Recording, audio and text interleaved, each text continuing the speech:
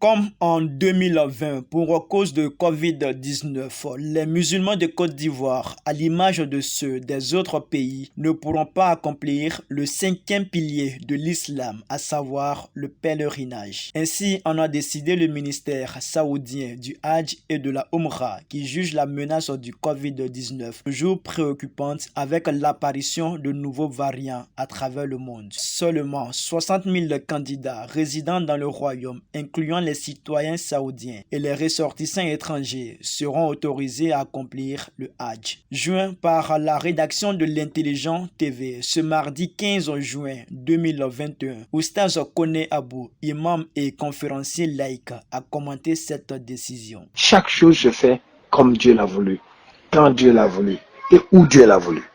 Et je dis à chaque pèlerin qui aujourd'hui se retrouve dans cet état pour dire est-ce que j'irai au Hajj? Mais le Hajj n'est pas forcément de se déplacer pour aller au Hajj. Déjà l'intention, les préparatifs, les vaccins, le passeport. Si la personne meurt aujourd'hui, la personne est décédée en pèlerin. L'Hajj, c'est Hajja.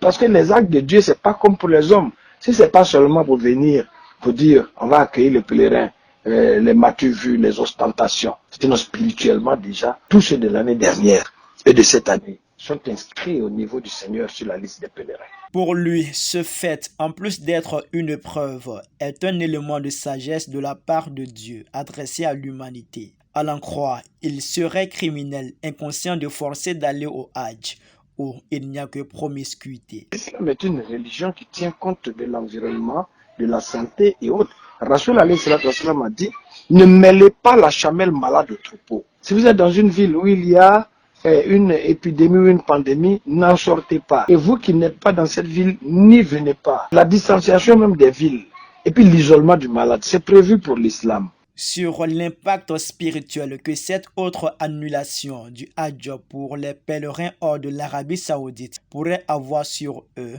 l'imam a dit. Spirituellement, ça n'a aucun impact. C'est ceux qui n'ont pas la foi forte, ceux qui sont dans un islam de savoir, de connaissance, qui n'ont pas atteint la compréhension, qui se disent que j'ai pas pu aller et puis je laisse effondrer. Non, non, non. Je suis dans la joie parce que si j'allais, qu'est-ce qui se passerait? Si le Seigneur n'a pas voulu, n'a pas décrété que j'aille, pourquoi moi me décourager? Et puis, si c'était moi seul, ou le pèlerin seul, je vais parler de ce pèlerin qui n'a pas pu partir tout seul, que les autres sont partis, oui, tu peux te morfondre, mais c'est mondial.